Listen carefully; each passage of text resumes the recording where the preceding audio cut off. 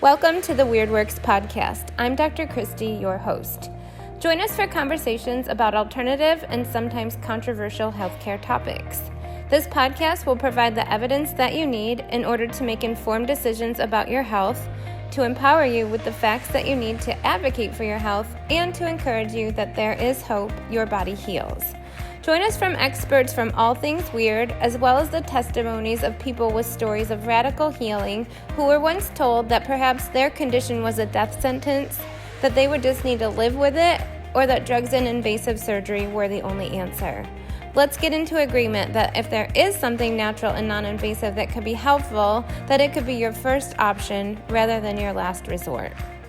Hey everybody, hope you're all having a great night. Thank you so much for joining us. So this is our first webinar on functional medicine, and tonight we're going to cover how to unlock the hidden barriers to health. So I have a PowerPoint slide. I'm going to go ahead and share my screen. We're definitely open to in the chat. If you guys have any questions, definitely interact with me. I like knowing you're out there and listening and seeing your beautiful faces, and we will get started. So we're going to go over what you need to know about functional medicine in order to live your best life. That's my husband, Scott. He's the behind the scenes guy. You guys might interact with him by text or email or in the 9010 coaching platform. So it's good to put a name with a face sometimes. So the fact that you're joining me tells me a few things. You guys can raise your hand in the chat and tell me if any of these sounds like you. Maybe you're curious. Maybe there could be more than medicine has to offer. Maybe you aren't willing to accept less than when it comes to your health. You want to have it all, which you should and you can. Perhaps you find that you want to go deeper with your health program. So many of our patients are on health programs and they just want to know how to fine tune it, or if there's something more that they need to know to get the results they need. Or perhaps there's some non-resolving health concerns and you want to get to the root of those. So sometimes people have gotten to a certain point with their health and they find that they kind of plateaued. Certain things have gotten better, but maybe there's just a couple little few things that you need additional help with. Sometimes that's GI, sometimes it's hormone, maybe your energy levels aren't quite where you want it. It could be mood and focus and optimal performance. Like that's a thing too. I always tell patients, you don't have to wait till you're dead and dying and things are in dismay to get started with us. You could also just want excellence, right?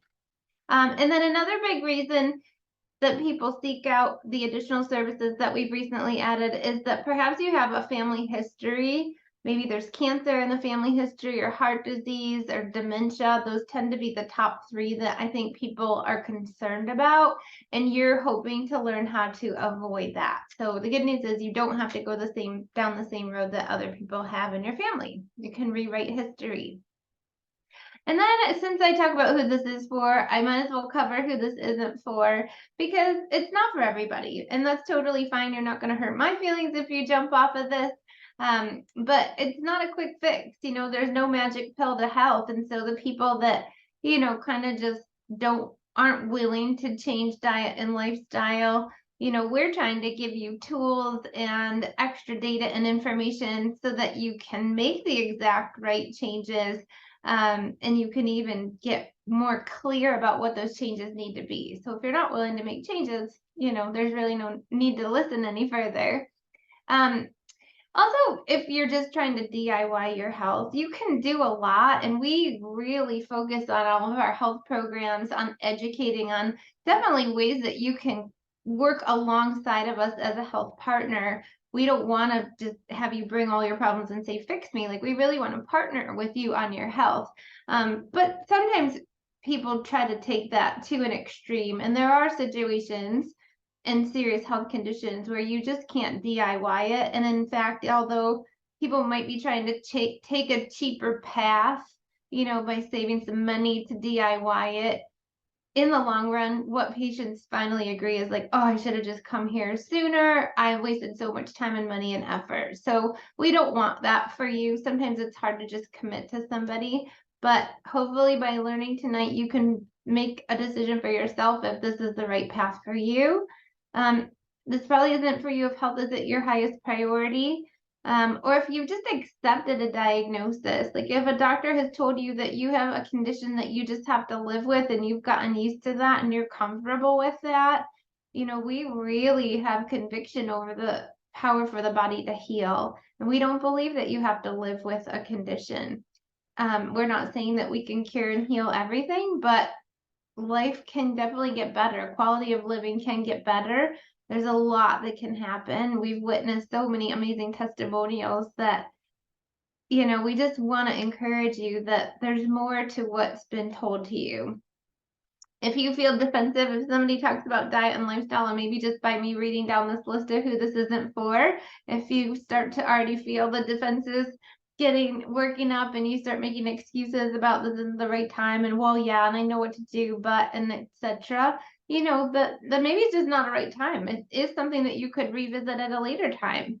And also if you're just perfectly content with a symptomatic approach, you're not really looking to get to the root cause, then these methods probably won't be for you.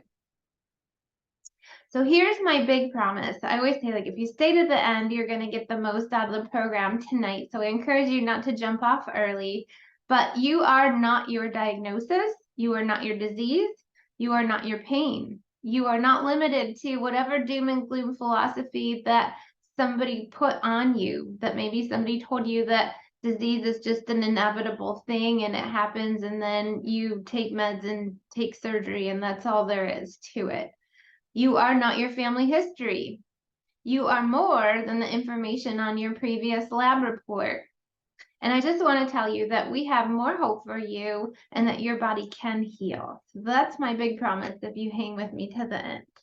And so, my story, I am Dr. Kristy.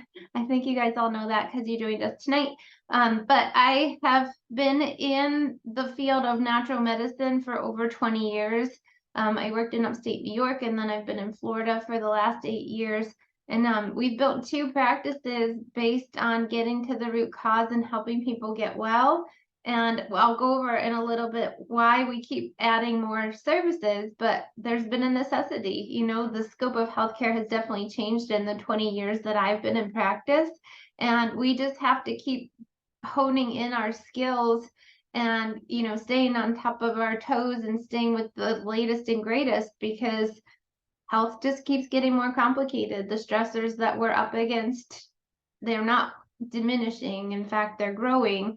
And in order to keep people well, we have to do more, not less. But, my mission is to make true healthcare, first of all, to teach people what true healthcare is, that their bodies can in fact heal, that drugs and surgery are not the only answer. There's a whole entire healthcare field out there in what I do about getting people well and getting to the root cause of the problem for once and for all, and teaching people and empowering people how to heal themselves, which is so incredibly awesome. And so, this all came like a lot of my colleagues and healers, is that most of us were in your shoes at one point. Like, we were the patient, we were like a lot of my patients, poked and prodded and bounced around from specialist to specialist, got no answers, spent a lot of time, money, and investment of effort, were willing to make the changes and do all the things, and then still didn't get an answer and weren't feeling any better for all the effort that I just described. And so, I had to heal my own body and get off of that medical roller coaster. And so now I'm just super passionate about helping other people in the hopes that I can help you find answers faster with less time and less money than it took me. And hopefully you don't have to go and get a whole career in functional medicine and chiropractic and kinesiology and clinical nutrition and all the different other additional things, unless you want to, which happens too. Like, we have a lot of patients who have become healers and practitioners because they have a testimony and they get lit on fire because they want to help other people and pay it forward, which is so amazing and awesome also. So let me kind of go over why we added functional medicine. For 20 plus years, I've had a successful practice. Bodies have gotten well doing what we do. But what I found is that it was necessary. And so what happens in practice is, when you can help people with complicated cases who weren't able to find answers elsewhere, they send more complicated cases like them, and sometimes even later, like, hey, if you can help this, maybe you can help this and this and this. And so, in order to be able to help more complicated cases, we needed more tools in our toolbox. And then just the times that we're in have necessitated it as well. Having now practiced through the pandemic, and over the changing times of the last 3 years, you guys probably understand this and know it maybe firsthand, but health is more complicated than ever before.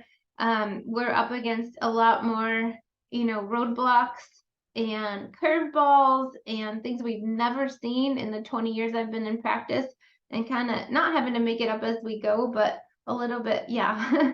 And comparing with our colleagues what's working in different areas and what they're seeing and what's causing new symptoms that never existed before, experimental medications being out there. It's just kind of a crazy time in healthcare, and some of these things were necessary to get to the root of new issues and be able to test and monitor progress on programs.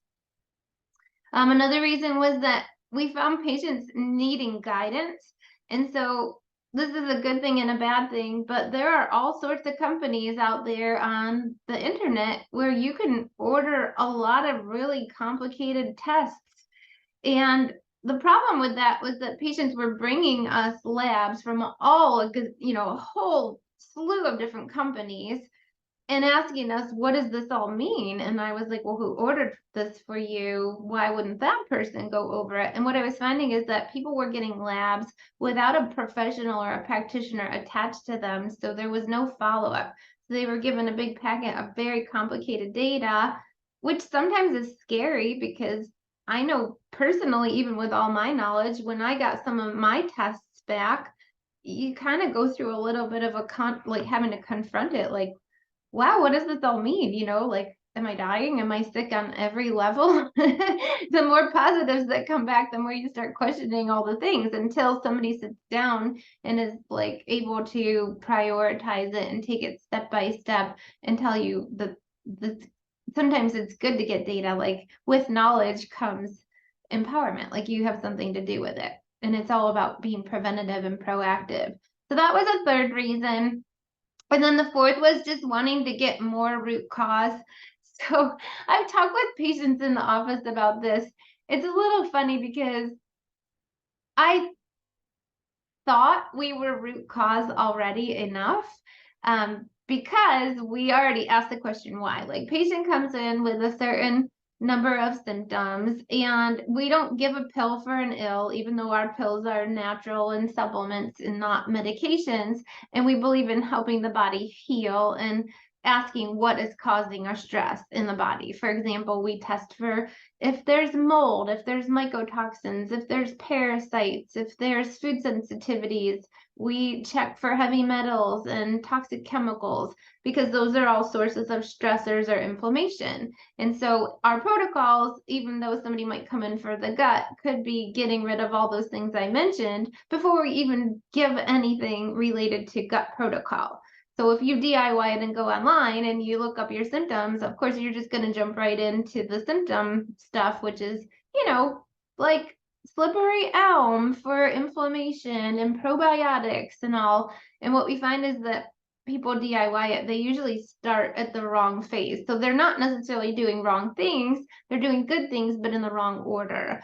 And so we already thought we were root cause, better than medicine, better than the DIY, better than looking up a symptom and giving a supplement. But the more that we find and the more that we learn and the more that we study, well, now suddenly I'm responsible for that. And now that I have knowledge that we can go deeper, even on a biochemical, a cellular, and or even right down to the genetic level, I found that that's root cause. So we thought we were root cause, and we were comparatively, but now we can get even more root cause. And so now that we have that knowledge, we have to share it with you. Like, it's now my responsibility. I can't withhold it. So we're gonna talk, this is a really cool, it starts out sad, but then it gets positive. this is the current patient that is disenchanted with mainstream medicine. Before she came, she said a lot of times doctors told me my results were normal. So I must just be depressed. I hear this all the time. Like if they can't find it on their labs and with all their technology and all, then they tell people, well, it must be all in your head. And it drives me crazy. I was told that. And I'm like, if people know me, clearly, I've never been accused of being depressed except by the medical world. So continuing on with this patient story, I was once told an ultrasound was normal when the notes actually said the right ovary was more than twice its normal size and has a mass. She said, then an endocrinologist told me nothing was wrong with my hormones when in fact my levels were actually screaming pituitary tumor. To my point, 3 more doctors looked at my normal blood work before they actually found my tumor. So these aren't, these weren't just, crackerjack doctors. These were professionals and specialists. So I want you to listen to Amy's after story. I was diagnosed with a pituitary tumor in March of 2016, and I was told by my doctors that we wouldn't respond to medications or radiation, and it was too dangerous to operate on. So I was basically just stuck with a tumor in my head forever. I went to see Dr. Kristy later that summer because I just wanted something different from my life, and she was the one doctor who said that I'm not condemned to sickness and I can heal. And 1 year after my diagnosis, which is a few months after seeing Dr. Kristy, I found out that my tumor is gone. Claps! Look at that smile. And so I would recommend anyone who was told that there's no hope that they just see Dr. Kristy. Isn't that amazing? So over the course of my career, this becomes our normal. And I just want to share that with you, not to toot my own horn, but bodies heal, you guys. And that's what we need to let people know, that there is another way and there's much more hope. And sometimes you have to advocate for yourself, which is hard when you're sick and not feeling well. I get it. But luckily for Amy, she kept persisting and she knew something wasn't right. And she kept seeking help until she got answers, which is so awesome. And then she landed in our office and she met this stubborn doctor from New York, and now she's great. And those are some other myths that we need to sometimes overcome in people's minds in order to get well, is that they sometimes believe like, oh, it's just my genetics, or bad luck. Maybe they've already been given wrong advice and they're somewhat like attached to some of those words and languaging. It can be dangerous. And I wish that in medical school, they would teach doctors to be careful of the wording, because sometimes when they give somebody a title, meaning a diagnosis, people really believe it, and it can get really deeply ingrained and become part of their identity sometimes, or it can really interfere with the belief that they can get better or that they could ever be somebody without that title or languaging. Sometimes I think it's easy to fall in a rut, especially when you're a busy person. A lot of type A's and a lot of the boss babes and the high performance people that we work with think sometimes, oh, I'm just in a rut, it's just a phase. And then before you know it, like 3, 5, 10 years have gone on, and it's not just a rut and it's not just a phase. And so I just encourage, listen to your body. The sooner we interact with natural medicine, the more likely this is going to work, or at least a lot less work and time and effort will go into the result. Sometimes people really believe it. Like my husband was one of these people, and I don't think he'll mind me saying it, but he always told me early on in our relationship, like, oh, I've always been healthy, my labs have always been normal, all my, blood pressure, every time I go to the doctor, they tell me everything's great and it's within range. And it wasn't that he wasn't healthy, but there's just so much more to know about a person than what's on those blood labs.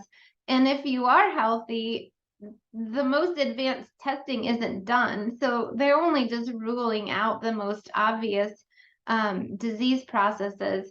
But those labs don't tell you about optimal health You know, in functional medicine, we really scrutinize labs a lot differently than just being within the normal range kind of a thing. So sometimes people, that can kind of be misleading that they're in normal range. Overcoming certain myths, we have a test called heart rate variability, and it measures people's stress age or how well they're adapting or not adapting to stress. And I hear this all the time until we hook people up to the machine. If we just ask them subjectively what their impression of their health or their stress levels are, people are like, oh yeah, I'm not stressed. And then it tells them they have, you know, a 30-year-old has a stress age of an 80-year-old, and they're like, wow, like it's just not measurable because the body will always try to adapt. So that's a myth. And then also overtraining is one of those things that people, I think, an attempt to self-medicate and to DIY their health, they think that they have to overtrain in order to get well, especially to lose weight. And that can become a stressor in and of itself. And believe me, like I'm a chiropractor, I very rarely tell people that they need to limit movement. We believe movement is life, but you can, especially if you're in an adrenal fatigue situation, if your workouts are creating more of a stressor, or more injury or more cortisol, that might not be the right training for you in the moment. Not to say that you can't work up to it later. So what is functional medicine then? So in the definition, functional medicine is the study of how all of your body systems are interconnected, right? You're not a machine. You can't function, you know, if you take this part out and that part out, even though medicine does like to do that, before you know it, everything gets very disrupted because in the human body, we aren't pieces and parts. We're not a machine. We're not mechanical. And so everything is in feedback and working together. And so an interconnected web. That's why we use that spider web there. It's also a systems approach to identify the root cause of disease. And on the slide, I put dis-ease because you don't have to wait until your dis-ease, being not in ease or in harmony, comes sometimes decades before an official diagnosable disease. And what we want to help people start to learn it and encourage them to look at their body differently is that you don't have to wait until you have a full-blown diagnosed disease where you're being prescribed medication to start to intervene and do something healthy. And then thirdly, functional medicine is an individualized approach to restoring health back to the way the body was originally designed. And that's what's so cool is that we know that the body is intelligent. It's a miraculous orchestra of things that are happening. And I say this all the time, but it's worth saying it again, even if you guys in the audience have heard me before. But when you take the bad stuff out and you put the good stuff in, the body goes into balance. It knows what to do with that information, and it goes back to healing and performing for you the way it was originally designed, which also gives you a lot of control and a lot of but you can count on your body to work for you when you need it most. So you can have confidence. Not that you don't have to worry about having to, you know, not join in certain activities or, you know, join in certain things because you're worried that your body's going to fail you or that you can't make it through that particular event, so to speak. So that is the definition of functional medicine. And then in functional medicine, very often, and this is a little bit different, and I have another slide later about how it's different from what we do with nutrition response testing on a daily basis. But oftentimes, the way that data is assessed in functional medicine are through these labs. We call them functional labs because these are far above and beyond just the traditional blood work that mainstream medicine offers. And so very often, they're labs that are not covered by your insurance companies. They are labs that if you brought them to your medical doctor, they aren't trained to look at the body in this way. So they kind of would look at you like, I don't know what to do with that. And sometimes that's not helpful either, because just because they're not trained in it doesn't mean it's not real or helpful data. But sometimes they kind of like poo-poo it and make people feel like kind of patients get stuck like they're in the middle of it and getting conflicting information. So just don't be surprised if you try to bring this data to a traditional doctor and they don't know how to read it, or they don't respect it as real data. So in functional labs, what we can look at are if there's pathogens and toxins. So these are things that we can go super deep with, like glyphosate. You guys all know about glyphosate and the pesticides and Roundup. We can test for mycotoxins. So if you have ever been in a mold environment or are currently in a mold environment, and maybe mold isn't visible and you can't detect it with the naked eye, and you don't want to have somebody come and tear down your walls to look behind every, single, wall or anywhere where there might be water or pipes, to look for potential mold damage, we can do that through laboratories. Functional labs, one of my favorites is a genetic test, and this is beyond just like what you get with 23andMe or one of those online tests. The test, for example, that we use tests for over 500,000 different genetic mutations, where the ones that you can order online might test for 20 or 30,000. So much more in detail. There are functional labs that test for hormones and adrenal function. That's a big one in our office, and probably because that was my story, that was my testimony of getting well, and my introduction to natural medicine when I had to heal my own body was because of hormone insufficiency and imbalances. And then somehow I became the stress expert, probably also through my own journey. And over 90% of our patients are in some level of adrenal insufficiency or adrenal fatigue. And so there are tests that really in detail tell us the whole entire hormone picture, not just one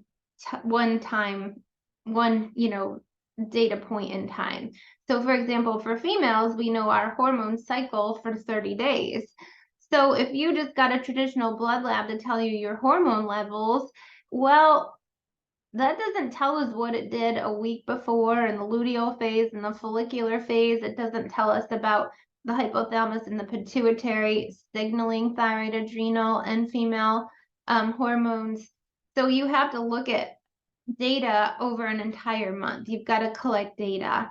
And we don't use blood for our hormone tests or the adrenals. We use urine and or saliva, because this tells us about the excess levels that's in the tissues, not just the total amount in serum. So there's a difference, because what's bound in serum or your blood is bound away and stored where it should be. But the amount that's in your tissues is where the excess levels go, and that's when you start to have imbalances and symptoms. So we have to look at the amounts in the tissues. It also shows us the metabolites. So what that means is how your body breaks those hormones down, tells us a lot more about the picture. So for example, estrogen, there's actually 3 different forms of estrogen. And so when you get a traditional blood test done, they just lump it all together and give you a total estrogen level. Well, at certain times of our life, if we're in menstrual and reproductive years, estradiol should be the predominant estrogen that's appropriate during those times, because it's produced by the ovaries. Versus when we're in perimenopause or menopausal years, we shouldn't have a whole lot of estradiol estradiol. And so it's not appropriate to give women hormone replacement therapy to make them look like a 30-year-old menstruating, reproducing female anymore. That wouldn't be appropriate, for example. And so there's estriol and weaker estrogens. Also, what doesn't show up when on the hormonal picture is for women who are concerned about cancer risk, because we need to know the metabolites. And so there's different metabolites that are safer, that the body can fully metabolize and get rid of successfully. And then there's other metabolites that if your body, for whatever reason, and this has to do with genetics, this pathway is the estrogen metabolite that causes cancer and DNA damage. So you don't want that pathway. So this data is also important to know the total hormonal picture, and also to fine tune a woman's treatment protocol. The same thing with adrenals. Your adrenals we can tell about your stress and cortisol levels. And there's different phases of adrenal fatigue along the way. People that are night owls and slow starters in the morning, that's one phase of adrenal fatigue. People that have blood sugar roller coasters throughout the day, that's a different level of adrenal fatigue versus just being like kind of totally flat and having no cortisol or stress. So some stress is good. So that's just a little snippet of the differences. We have functional labs that can show vitamin and mineral deficiencies. And then we have stool tests that show us GI panels, so the health of the digestive tract. And those are really popular with people that have ongoing, alternating constipation, diarrhea, bloating, stomach discomfort, people that, are highly food sensitive, that doesn't matter what they eat, that they still bloat. So those are some of the lab categories. And when I was picking my functional labs, there are a gazillion different labs out there, you guys, and I have access to all of them. So if I don't mention one and there's something that you're interested in, definitely let me know. I'll tell you whether A, it's clinically relevant to you, and also B, if there's, whether or not I think the data is helpful. I know that there's a lot of tests out there, for example, for food sensitivity testing, and I honestly wouldn't waste your money on them. I know we test for food sensitivity with nutrition response testing, so that is a really good way to test for food sensitivity. So if you're in office patient, stick with that. If you want to know about diet and nutrition, my preferred method is to do the nutrigenomics testing and give you advice based on a genetic level. Something that's interesting about the food sensitivity testings like ALCAT, and I know there's some other ones, is that most of the companies out there only use the raw version of food for the test. And so you're only testing whether or not you're sensitive to that food in its raw form. Well, how many of you are actually on a raw foods diet? So why this isn't clinically relevant or helpful is because when you cook the food, it changes the protein structure and or the chemical composition of the food. And so if you only test the raw form and you're okay, you might not be okay when you cook it and change it. Or you could be okay in the cooked form and not the raw form.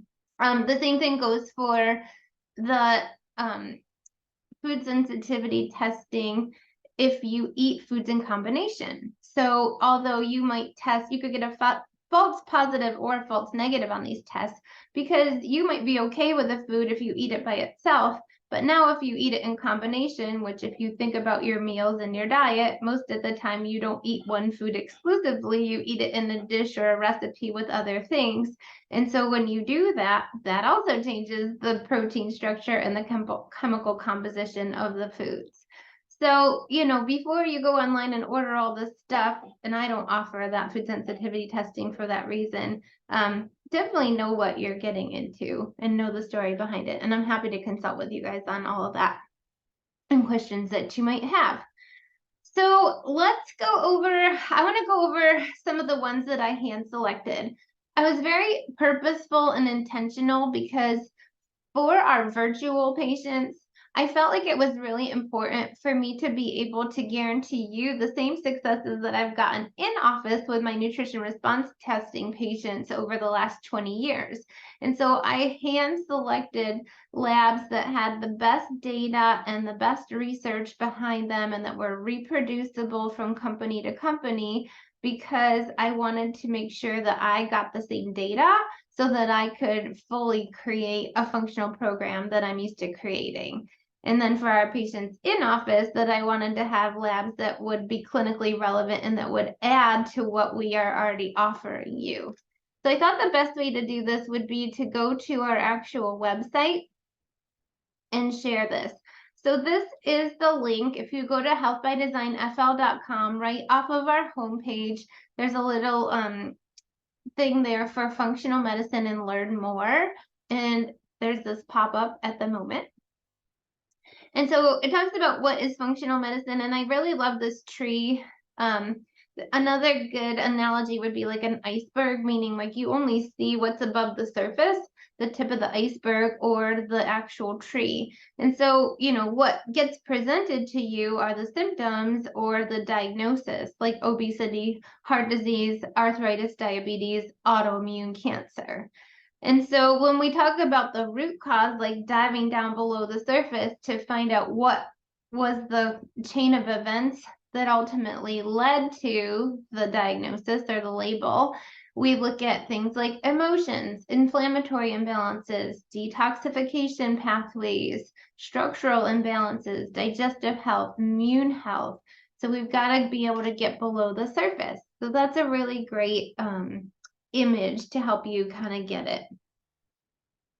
And then I thought what I'd do is just kind of go over the highlights of the tests that we purposefully hand selected for you guys.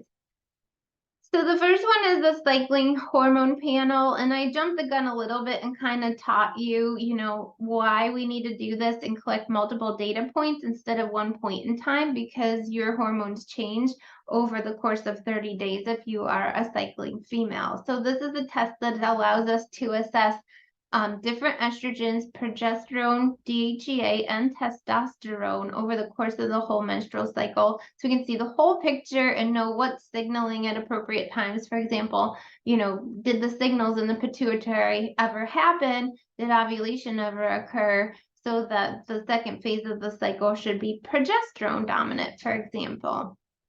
So it lets us assess the entire hypothalamus, pituitary, adrenal axis for the whole picture.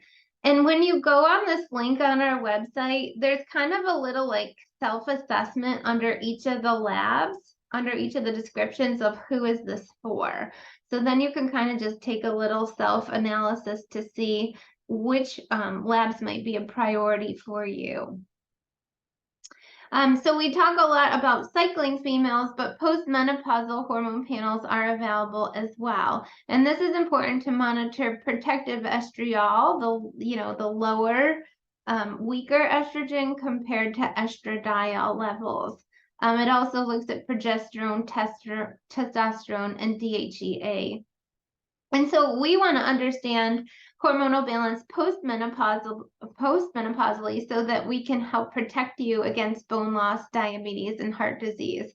I feel like those three links with hormonal aging is kind of how the medical world works to get their claws into you to talk you into hormone replacement therapy. But I'm just going to put this out there, a couple of things to plant a seed to get you thinking differently and advocating for yourself. Number one, our ancestors never used hormonal replacement therapy, and their risk and statistics for all of those, bone loss, diabetes, and heart disease, their statistics were way better than ours are today, even with the widespread use of hormone replacement therapy. So clearly there's something else that plays into the risk of those long-term diseases in postmenopausal age. And then secondly, if a woman is on hormone replacement therapy and then gets an unfortunate diagnosis of cancer, the first thing that the medical world does is take you off your estrogen. And I just have to question, isn't that admission that the estrogen hormone replacement therapy is linked to cancer? And if that is true, then shouldn't it also be true that maybe that woman shouldn't have ever been on it in the first place? These are the questions that I want you to ask yourself instead of just, bold-faced trusting what's been done, even though it's done commonly, doesn't mean that it should be done. So then moving on, the next panel is the adrenal stress index. So we talked a little bit about the different phases of adrenal fatigue. Many patients come in because of fatigue. And I always ask patients right off the bat, like, describe that, like, what exactly does that mean to you? Because there's obviously varying levels of fatigue.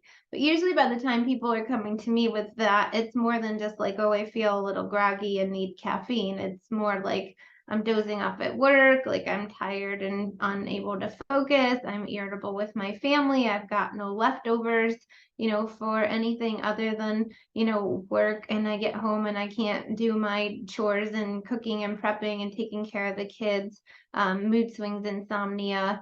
lack of appetite, gaining weight, hair loss. It's usually something a lot more than just a little sleepy. So there's tests that can help us measure that, and then also measure your response to program, which is so great. I think that this is the diagnosis, like when patients come in and we describe to them the link between their fight or fight and their adrenal function, that I think people are so relieved to hear that there's an explanation for what's been going on with them. Because otherwise I think they just feel unheard. This tends to be one of those things that's like a syndrome, like the symptoms of adrenal fatigue are so widespread in the body. It's not just an A plus B equals C thing. And those tend to be the type of syndromes that medicine doesn't really have an awesome answer for and doesn't really therefore like to handle. And also in traditional medicine, there's really no great tests for adrenals. And so this whole organ system tends to be just overlooked altogether unless there's something major like a tumor on the adrenal glands. But like I told you earlier, in a couple slides earlier, 90% of our patients, regardless of what symptom they came in with, at some point usually has an adrenal priority, and we need to put an adrenal protocol together for them. So I definitely encourage you to go through that self-assessment tool there. And we do work with males. It's so important because there's so much more to male hormone health than just low testosterone, low T, they call it now. It's a diagnosis for low T, and then taking hormone replacement therapy for it. So the same, like we need to get to the root cause of what's causing their hormone imbalance. And just like women have testosterone, men have estrogen and DHEA, and we need to know the metabolites of those hormones as well. And so there's a lot more to the male hormone story than just low T. And so, things like libido issues, sleep.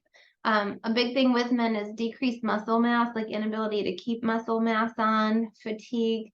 But for them, there's a risk of coronary artery disease and heart attack. Excess fat accumulation, urinary issues. So a lot of times men just think this is an inevitable thing and the prostate has gone, and then they just have to live a life of that or go on medications. Now they start seeing a urologist when in fact there could be things that can be done naturally to restore hormone function. So let's not forget about the men, whether you're on the call or you have a man at home. Please share this info with them, and you can just share the link and let them take the self-assessment. Sometimes men have to think it's their idea before they're ready to jump on the bandwagon. So that's okay. My favorite test since we've been adding the functional medicine is this nutrigenomics. We actually recorded a podcast. I think it was the most recent episode or one of the most recent episodes. I had Dr. Jay Dunn, who is the founder of My Happy Genes. That's the company that I hand selected for you guys for this testing. She did my DNA analysis live on the podcast, but I thought that would be the most helpful. You guys, I was a little bit vulnerable for your sake, but I wanted you to see all the value that's there. And this is the one that, like, nobody who's invested the money in this lab has been sad that they did it or thought that that it wasn't worth their investment.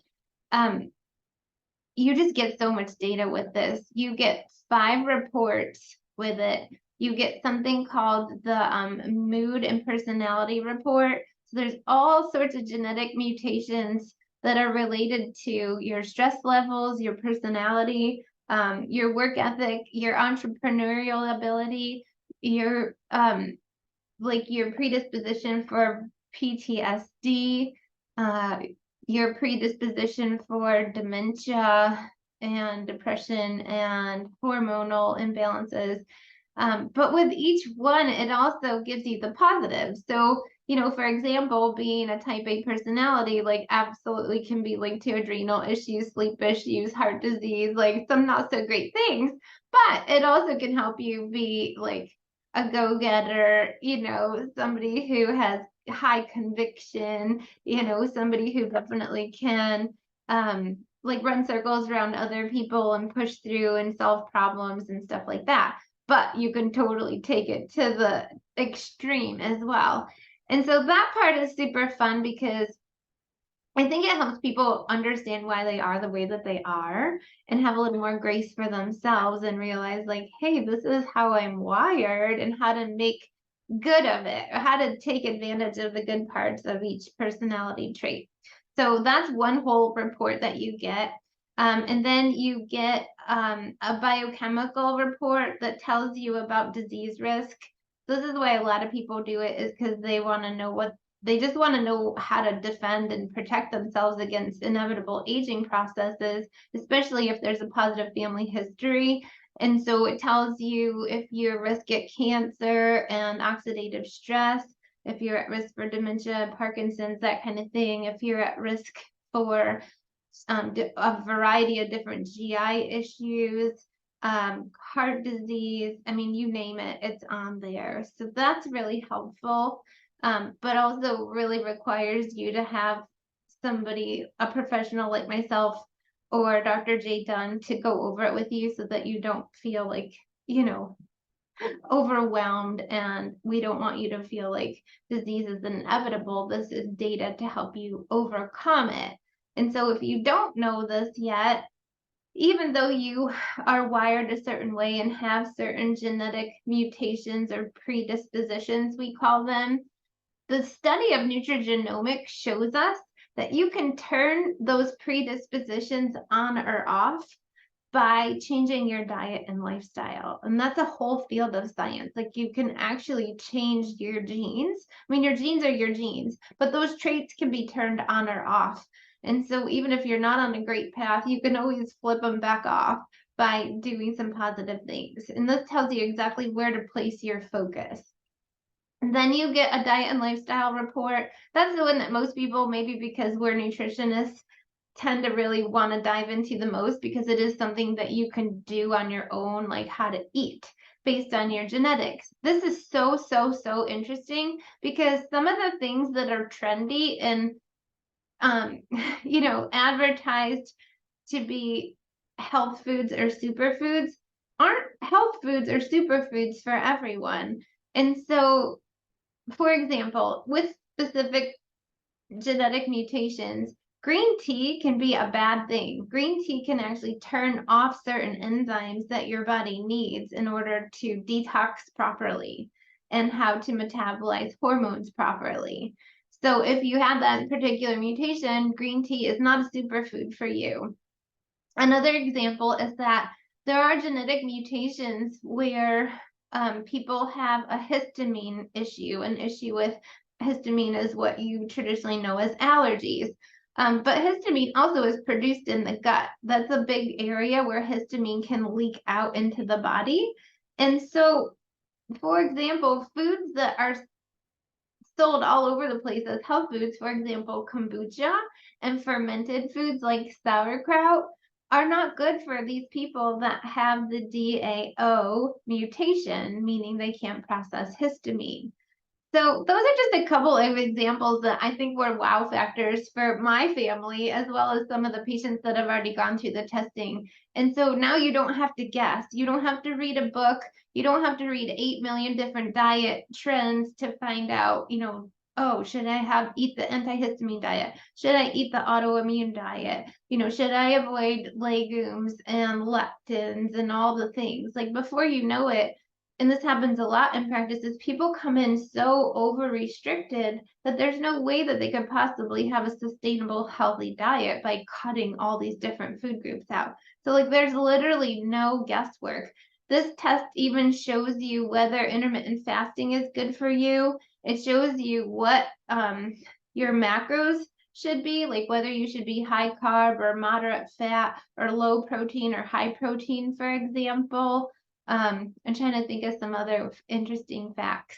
If nightshades are an issue for you, it tells you your predisposition for addiction to different opioids, whether how bad caffeine is for you. So all my adrenal fatigue patients, if they've done any amount of self-study, are like, oh, do I really have to give up caffeine? Well, now we really know, like, can you have some, none, or, once in a while, occasional. Salt is a big one. So I'm a big, like, LMNT, which is electrolyte drink. I put Himalayan sea salt. I just salt everything. And a lot of people with adrenal fatigue do. They tend to crave salt more than sugar.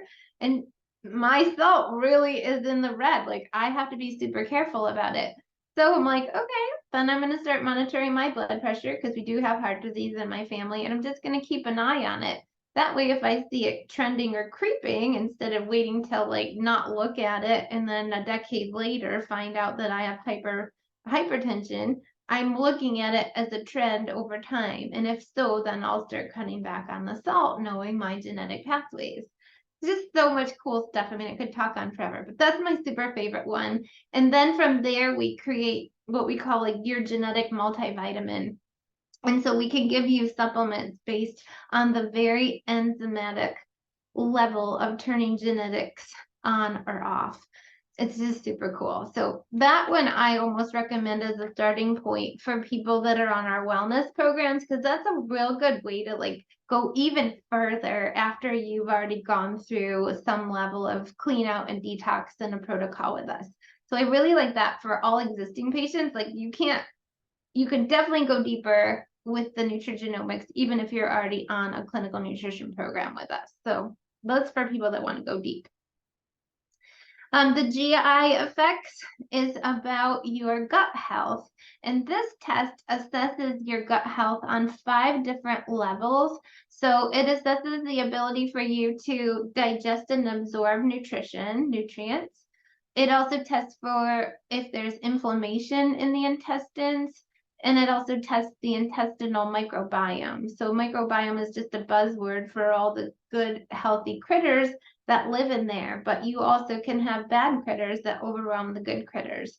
And so this really tests for if there's yeast overgrowth, if there's good and or bad bacteria. It has a whole panel of testing for parasites. It's really, really good. And then we can fine tune a protocol. So I do find in practice that, especially with the histamine thing that I just mentioned on the nutrigenomics, there's a lot of reasons why patients could have ongoing residual GI symptoms even after doing a good gut healing protocol and changing their diet. So if you're one of those people that finds like you feel like you're doing seemingly all the right things and you eat pretty clean and healthy and you still are having issues, I highly recommend doing this test so we can find out the rest of the story. So that is who that's for. But then there's other things that you might not think are linked to gut. For example, dermatitis and eczema, seasonal allergies, autoimmune and mood disorders, joint aches, diabetes, and weight issues. So those are other reasons to do stool tests. And your gut is your second brain. You actually produce more neurochemicals in your gut than you do in your brain. And so, mental health, for obvious reasons with what's gone on over the last 3 years, is at an all-time high right now. And so if we could just get everybody's guts better, I think we could make a big dent in the mental health issues. And I'm not saying that that's the only piece of the picture, but what if all the people right now that we're struggling at least could start with a foundation of good gut health so that that's one foundational area? It would make a huge difference, I'm telling you. And metabolomics is a really cool test. I don't necessarily need to do this with a lot of our in-office patients, but if you're a patient that's only going to work with us virtually or you're going to be mostly virtual, this really helps us assess over 50 key nutritional biomarkers and the metabolites, like how your body breaks down nutrients, for example, B12 and B6 and biotin, all your B vitamins. And your amino acids and test for oxidative stress markers. So that can help us figure out what antioxidants or minerals or digestive support the body needs. So this is helpful if we're never going to be able to do our nutrition response testing with you. So that's super helpful. And then there's tests for toxic burdens to tell about everyday stressors in your environment. So our virtual patients, depending on where you live, everybody's environment is different, right? Like if you have California smog and fires like up in Canada and the New England states, if you're in Texas, there's different pesticides and chemicals and heavy metals, depending on what water source you live by, what industrial factories and what they're burning and eliminating. If you have 5G in your environment, these are all differences that we need to know what is the, overall toxic burden for where you live and also where you used to live, like where you grew up. Because if you've never done a formal detox program before, these things can be very persistent and stay in the body, sometimes for decades, if not a lifetime. And so if you've never done a proper detox, this is definitely something I don't recommend DIYing. I know everybody and their mother are selling detox products, and there's all sorts of things, sprays that I know we're big in the Crunchy Mom groups here in Jacksonville, and I kind of forewarn people about don't jump into a detox if you don't know what you're doing. You can really cause more damage than good. It can be harmful. If your body has impaired detox pathways, you in an effort to detox, you actually could create more toxic byproducts because your body can't go through phase 1, 2, and 3 detox. And that can be very dangerous. So I definitely don't recommend DIY detox product programs. It's just too dangerous. Mycotoxins are things like mold and the toxins that are released from mold. So I talked a little bit earlier on in the presentation that people think if they don't see mold on their walls and in their shower and in the obvious places like under their pipes and in places where there's water pipes and lines, that they're safe, right? Like a lot of times when I ask people this subjectively, like, have you ever had a mold exposure? They're like, oh, no. And I'm like, well, you live in Florida, like Florida's a breeding ground for mold, for example. When you look outside, like there's all sorts of mold and mildew just naturally on the trunks of the trees and growing on the pool patios, and people live near ponds and by the river and all that kind of stuff. Like there's definitely mold out there. But people also don't think about necessarily leftovers, spoiled and rotten foods, nuts, and coffee and certain spices are known to be higher mold carrying. I know everybody's probably just stuck on the coffee thing for a minute. Right. Coffee and peanuts are two of the most highly naturally occurring mold crops. And so that's why there's all these really expensive coffee products out there right now that are mycotoxin free. Because if you aren't getting better, I just had a patient the other day. We've helped her a ton. She's had chronic lung issues, and even through COVID, we've kept her out of the hospital. She used to be in the hospital on antibiotic therapy and steroids multiple times a year. Every time she got the tiniest little upper respiratory something, it went into full-blown pneumonia. And they just told her she's got a chronic lung disease and this is how it's going to be.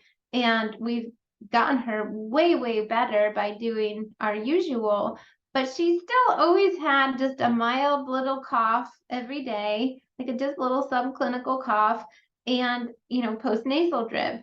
And her daughter found something online and said, Mom, you eat peanut butter every single morning.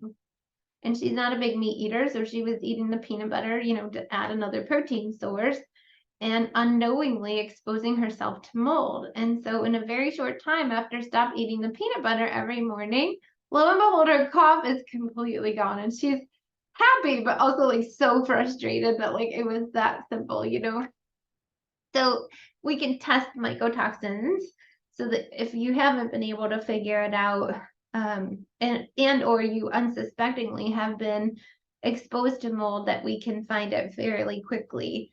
This is one of those just sneaky things. It's one of those things like if you read this panel of who are the mycotoxin functional labs for, it sounds like it's all over the place.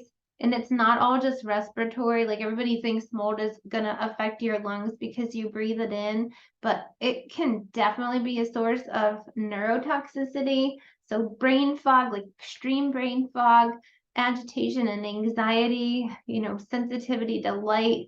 It can also attack the musculoskeletal system, so stiff muscles. Increased urinary frequency is a weird one. Swelling and burning in the lips and tongues, headaches that are not migraine type, just all sorts of stuff can be related to mycotoxins and mold. And I've seen patients that mold ends up being the trigger, like the root cause, and they have digestive issues, super high sensitivities to foods, unexplained weight loss, just really like failure to thrive, super weak immune system.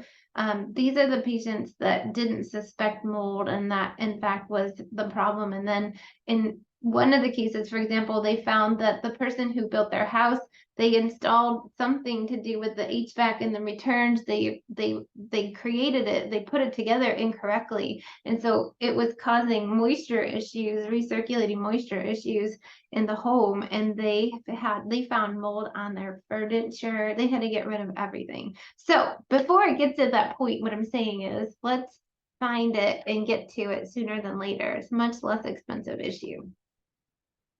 And then another one for environmental toxins. So depending on, like I said, we interview you about where you live and what your exposures were and where you grew up and that kind of thing. We'll know which of those panels to do. And there's a heavy metal panel as well.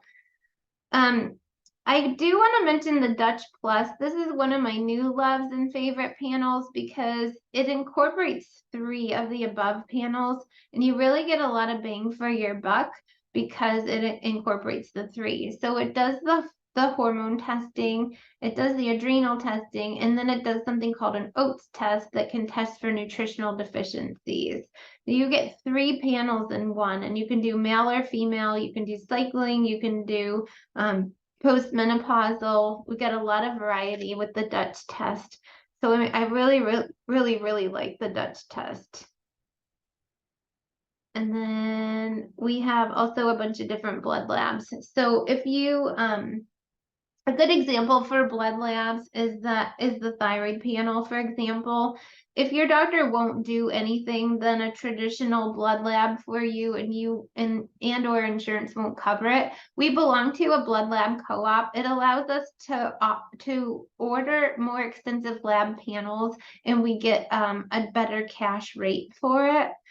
Because it's a co-op. And so it's a way for you to get the blood work that you actually need to see the whole picture and not just what insurance will cover or your doctor is comfortable and or knowledgeable about ordering on your behalf.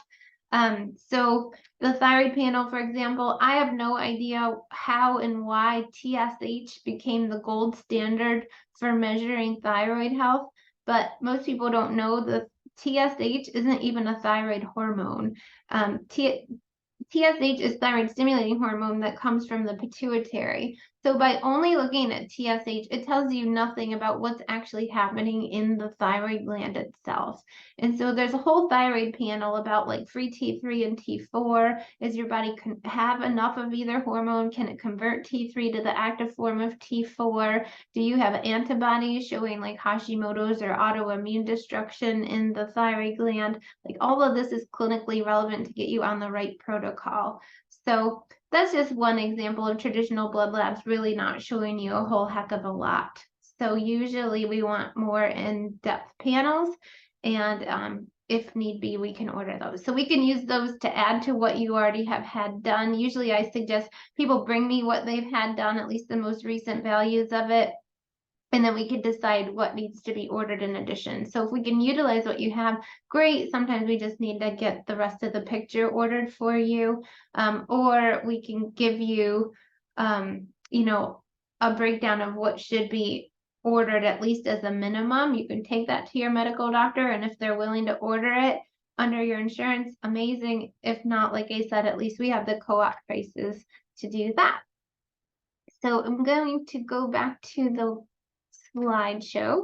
So that's all on the website. Everything that I just went over is on our healthbydesignfl.com, and then just go right off the homepage, the functional medicine tab. You can read more about each of the labs that I went over and also take the little self-evaluation under each one to see if that's something that you should be considering. And of course, we can talk more about it.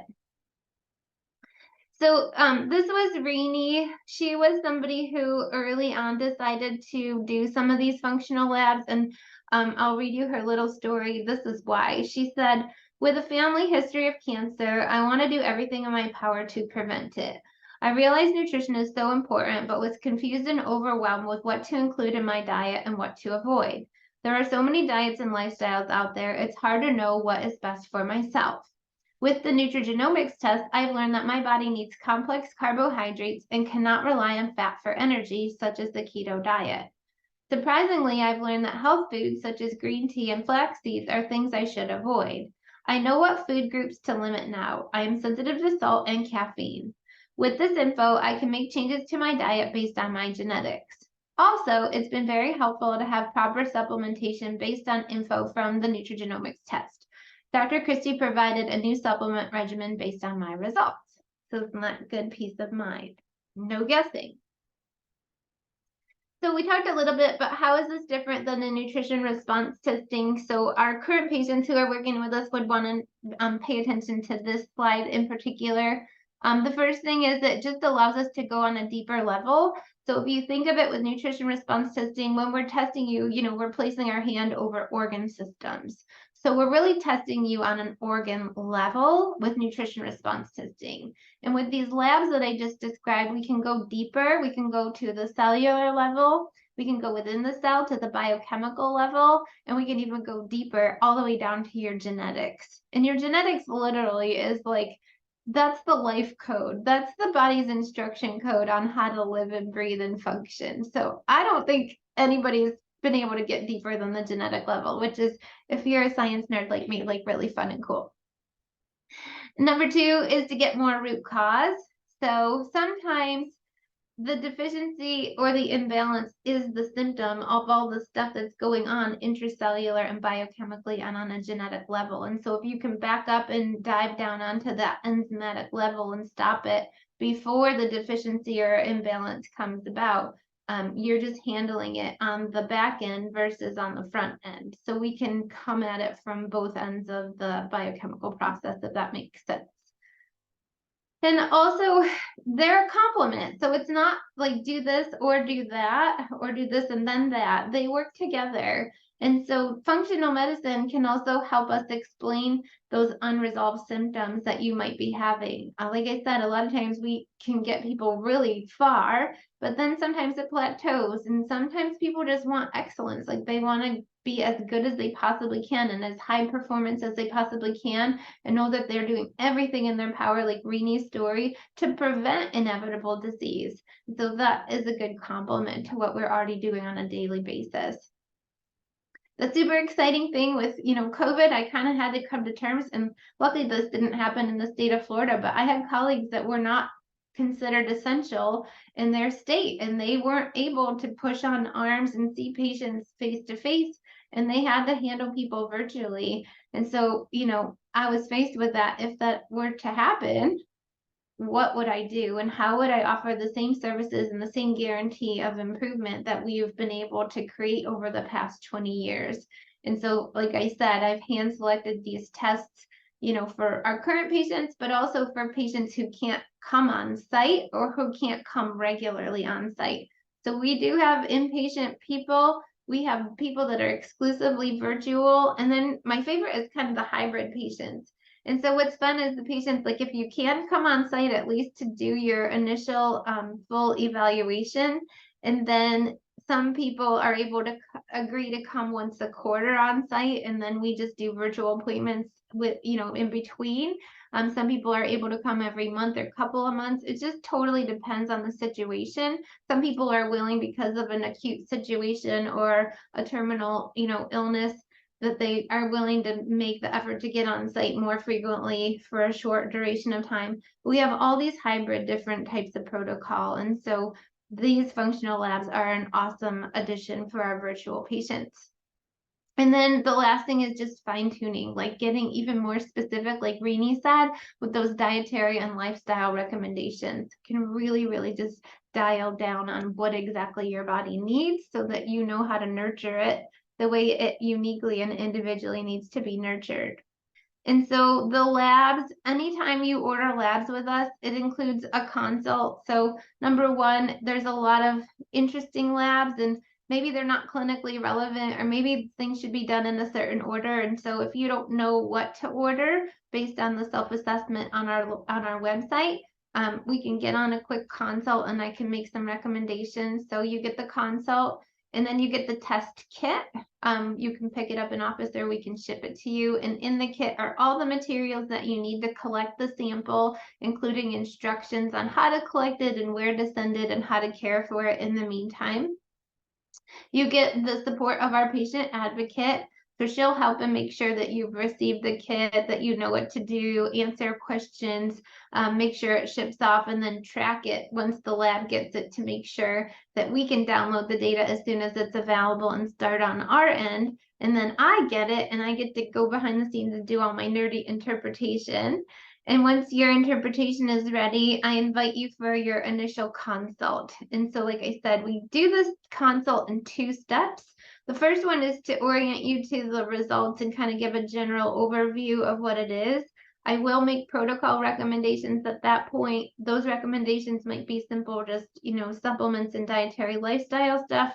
If it's more complicated, then I'm going to recommend maybe we do at least a 4-month program. And in some cases, it might be work together for a 4, 8-month, or 1-year program, depending. But you always have the choice.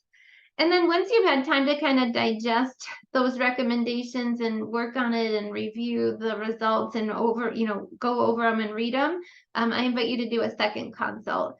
And at that point, that will have generated other additional questions about how to apply the information that you've gotten from the test, because you've had a little time to work with it and think about it as well. So that's everything that's going to be included when you order labs. And I just wanted to read you another testimonial. I really appreciate this woman. She was able to feel vulnerable, but hormones really are something that we test for and can give people a lot more hope. A lot of people just kind of have this intuitive feel that like they don't want to take hormone replacement therapy. They don't agree with it. But then depending on the symptoms and how much it interferes with life, that they suddenly are like, maybe that's the only thing that I can do. So this woman said, at the age of 69, my new gynecologist wanted me to go on hormones for vaginal dryness and thinning. I said no hormones, and he was not happy with me. I was already seeing Dr. Kristy, so I asked her for alternatives, which was a very timely question. I took the new saliva-based hormone tests and found the deficiencies causing my issues. So Dr. Kristy recommended 2 supplements and a vaginal hydration suppository. It has made a huge difference, and the dryness is gone, and I feel more balanced emotionally as well. I will continue with these indefinitely, as they have addressed an issue most women face, but for whom few find the right answers, and she thanks us for it. So that is a big issue, and a lot of women aren't willing to talk about it, or if they have a male gynecologist, it can be kind of embarrassing for them as well. So then I just ask you, like, I recognize that these tests come with a cost. None of them are inexpensive. The good news with the genomics testing, though, is that you never have to do it again, because your genes are your genes. And when you pay for the nutrigenomics testing, anything that's ever added to the human genome product, anytime they add more research and they discover other genetic links to diseases or other mutations, your lab results, you get a patient portal and a digital copy, your digital copy will always get updated with the new information forevermore. So you never have to have that test done again. So that's good. But honestly, like if you're like most of my patients, I just ask you, like when you're trying to make a decision and whether or not this is worth it, like how much have you invested DIYing it and on online courses and health books and all the supplements and pills and potions and maybe prescriptions and tests and invasive stuff and doctors and copays? Like seriously, this would be a fraction of all of that to get to a root cause and a solution and a protocol that's customized to you. And I really look forward to working with you on your health goals. There's just so much exciting stuff and so much that can be done. So like I said, there is hope. Your body heals. Don't accept the doom and gloom and an inevitable, diagnosis. Stop, advocate for yourself, ask questions, and find out if in fact there is something more that can be done.